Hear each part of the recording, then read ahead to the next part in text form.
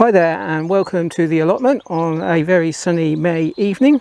I thought I'd do this review earlier in the month than normal because I'm hoping to go off walking at the end of the month.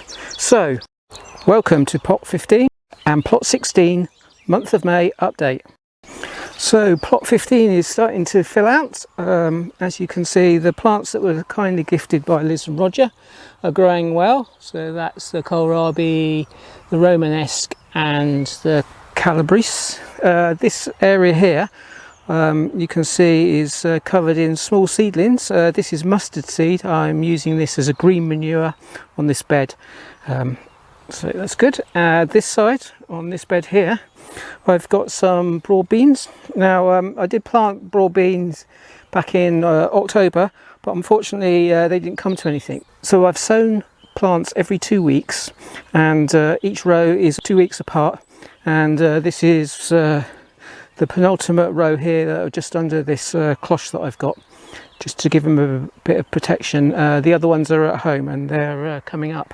That's all that's really going on plot 15, apart from over here where my main crop potatoes are coming along very nicely. Right, let's go to plot 16 and see what's going on up there. On plot 16 I've planted out my cauliflowers in this bed and this bed, so we should have a lot of cauliflowers if they all come up. On the opposite side of the path, the garlic is coming along really nicely. I've fertilised that as well, so that will help them grow. The other thing is that all my tomatoes came up, so I've got enough for the greenhouse. Right, we'll go over and see the potatoes. So this is my main crop potatoes. As you can see, they're just starting to come up. When I plant them, I just make a very small ridge so I know where they are, and then when they grow larger, like these first earlies that are growing over here, I ridge them up when they're 6 inches, so that encourages them to make some nice potatoes. So it's a good example of earthing up there, as you can see. Right, we're off to the greenhouse now. As you can see, the greenhouse has started to fill up now. Here we have our tomatoes, the ones that I haven't put out. The squashes are doing remarkably well. They'll need to be hardened off this week. And just behind that there is some kale coming up, so that'll be good. I plant 5 beetroot every week, so they're coming up all right. And as you can see, the chitted Sweetcorn that I do on paper towels, I've put those into 3-inch pots, and they're growing on really nicely. They'll be needing to be hardened off as well shortly. On the other side, the trial with the radishes is going really well. We're getting loads of really nice radish off of those, and these here are the Leeks, so we're just waiting for those to get a little bit larger. The basil down here is coming along nicely and needs to be potted up, and we've got some cabbages here, some summer ones, and these are winter ones, so they'll need to be taken outside and hardened off as well. That's my second sowing of lettuce down there.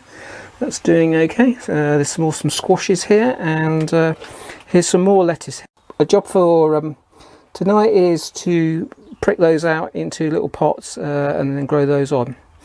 Also, I'm not having any luck with carrots as normal, so I'm following a lead of another person on the at the allotment, and I've grown these carrots in little modules here.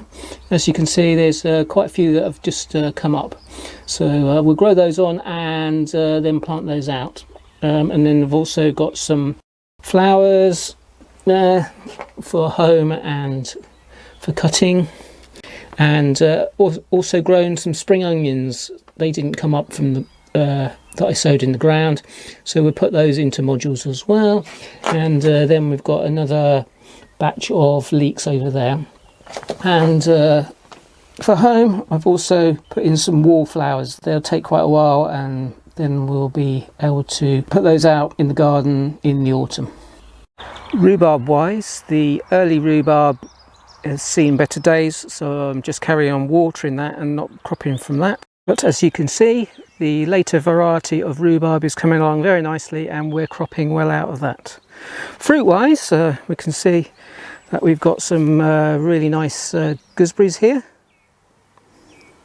that are coming along. Looks like there's a crane's bill in there as well. And down here we've also got some black currants. Red currant bushes are loaded, so I'll have to get the net onto this fruit cage fairly shortly, otherwise they'll all be gone. And I see here we've got some green gooseberries coming along as well. The apple blossom is coming along, and I think some of the other blossom is set, and we should get some apples from that. Looks like the pear blossom was well pollinated by the bees. As you can see, there's quite a few pears coming. And I see here we've got some plums. Next to my water tap, I've started some comfrey tea off, as you can see.